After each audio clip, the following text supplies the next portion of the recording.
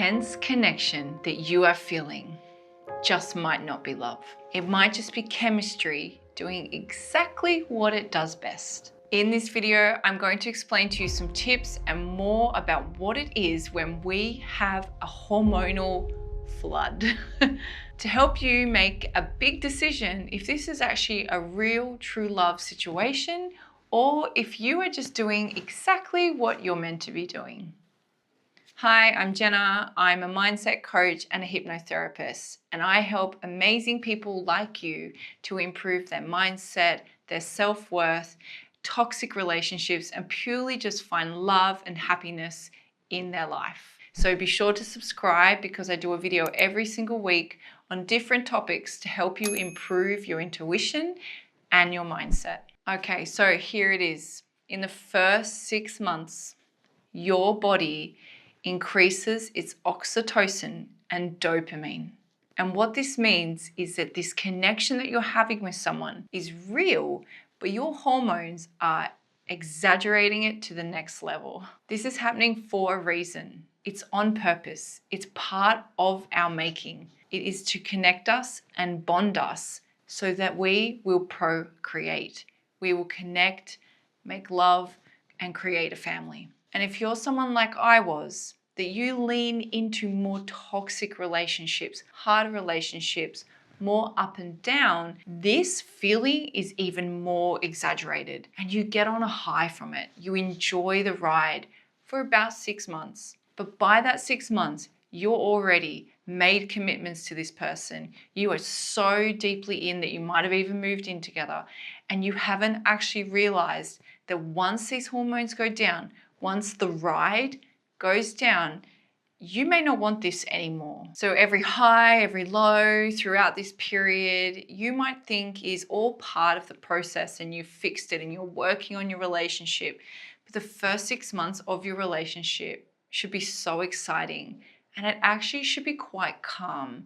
So you obviously, you can have wild sex and do all the things and all the dates and be so excited when you see your phone light up with a text message. All those things are incredible. But when you're with them, your growth with them, your understanding and learning about each other should be a slow burner. It should not be fast and quick.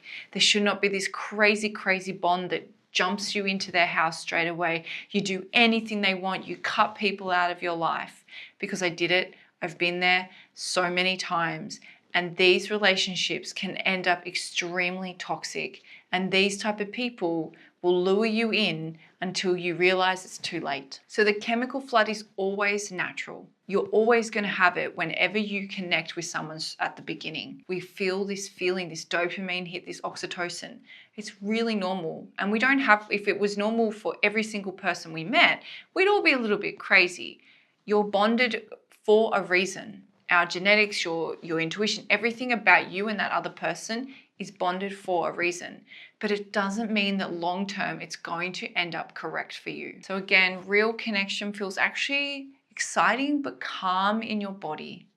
The other version feels really high, like you can't focus at all and you're just constantly on a roller coaster.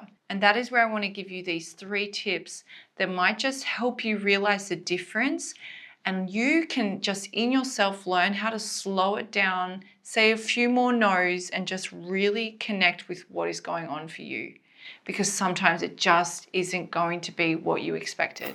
So number 1, check what you are addicted to. Are you still living your life even though you've met this person? Are you still doing what you normally would do even though you're starting to date? Have amazing time together? Are you still loving yourself? Or are you just doing every single thing that they want? They are telling you how they want you to live your life. They get you addicted to all the things that they love. You change everything about you extremely fast. This is the version I want you to sit back and look at. Because once you've looked at this, you might just realize that this might not be the relationship for you. And you might just pull back at the brakes a bit. Number 2, I want you to track your body, track your energy, track how exhausted or not exhausted you are. You should be feeling alive, energized, motivated for life, especially when you meet someone new and you are bonding. If you're feeling the opposite, you're exhausted all the time, and not because you've stayed up all night doing things. I mean purely because there is always an up and down flow with this person. 1 minute they're texting you, 1 minute they're not, 1 minute they're like at a party without you, 1 minute they want you to come. If it's like this constant exhaustion because you don't know what they're thinking, and the next minute they want you so desperately, that exhaustion is not real and it's not healthy for you. So look at that, feel it, write it down. Just awareness is a good start to understand what sort of patterns you keep getting yourself into and to know when to get out. So because these hormones are flooding through your body, this oxytocin, these dopamine hits are flooding through all the time throughout these first 6 months. Don't make any big decisions. My last relationship, which I'm still in now, when we met, yes, there was so much excitement, but my partner was extremely calm. I naturally wanted to jump in and do all the amazing things, but he was really calm and he taught me a lot about doing that. And because I'd been doing so much work from the previous relationships I was in, and I'd understood these hormones and I understood what was going on with me and him, the biggest thing that I realized that was such a green flag, such a positive flag from him, was that he was calm and that he was not jumping into any big decisions.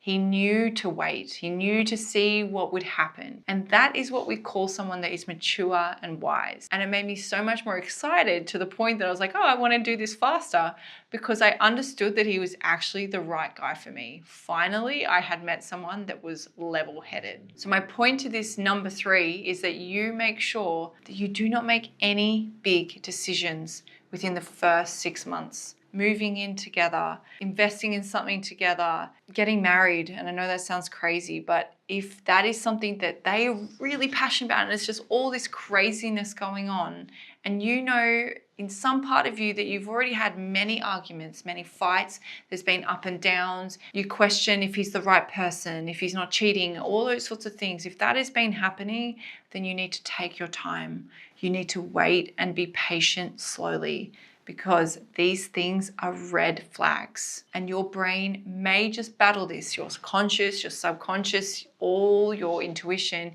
will be fighting each other because you have these hormones going. So once you understand that there is a lot going on with your hormones, plus then everything else, you can take your time. Really start to understand this person after everything has calmed down and know that you are making the right decision for yourself. So if this video connected with you, please subscribe to my channel. It would help me so much, or at least a thumbs up.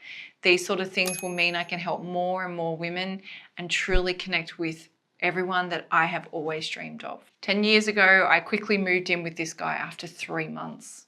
Not even that, I think it was 2. I changed my entire life based off this one guy's perception. And there were red flags within the first week. He was up and down in emotions. He was texting other people. I was already talking to his mum. I saw all of this. I was such in a high, so excited about everything, that I did not see all of this very clearly, to the point that within 2 months, I moved in with him. And within a month, he was abusive and I was out. You have to understand that these things can change, and over time, your intuition will get better. I'm just hoping this video helps you now to see that this is possible for you. You can tap into this so much sooner when you have an understanding of actually the chemistry that is going on in your body. And if I'd known that 10 years ago, I'm sure maybe I would have stepped back a little bit and processed what was going on internally for me. So by knowing this, you'll start to make the correct decisions for yourself, ensuring that this relationship is calm and exciting, and you can grow together hopefully in a more healthy way. Or you get out of that one that you're in right now much sooner. Thanks for watching, and I will see you in the next video.